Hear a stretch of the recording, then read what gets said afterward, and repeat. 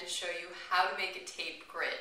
It's one of the greatest tricks in floral design. Once you've got this down, you can tackle almost any vase or container and make beautiful arrangements very easily. So let me show you how to do it.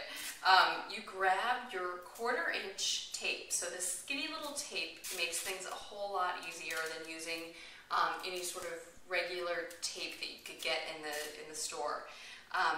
What I'm going to do is just go ahead and tape about 1 inch apart in one direction, making like a little tape tic-tac-toe board, I call it. Then I'm going in the other direction with my tape. And you can, make your spaces, again, I'm making this one 1 inch apart, but you could make it really close together, you can make it far apart. You'll experiment with it and you'll see that depending on the flowers and greens you're using, you may need sort of a really compact little tape grid, or you might need just a few pieces to hold the flowers in place. Now here is the key.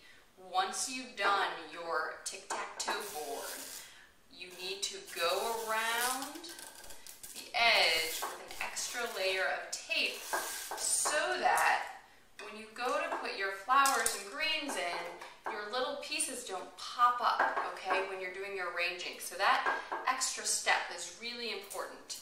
All right, now that I have my grid here, let me show you what I'm talking about. I've got a little bit of greenery.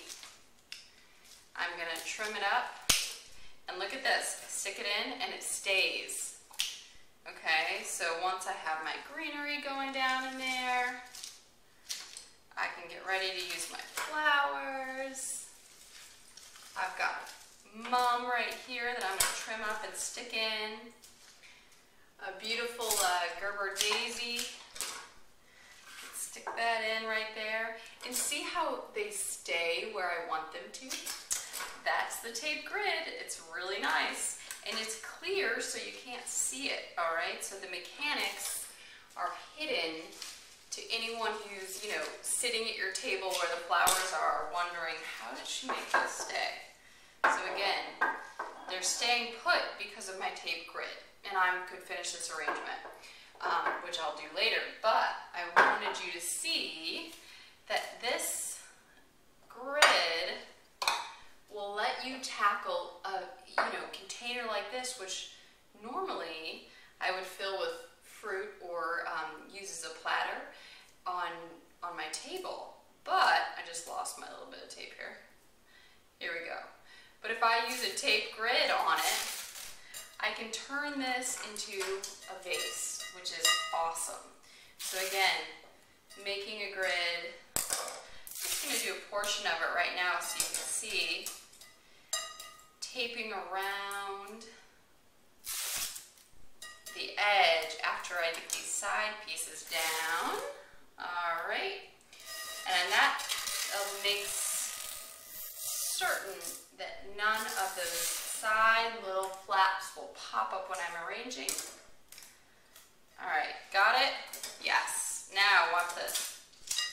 Greenery stays where I want it, right in the center of that vase. Voila! There we go.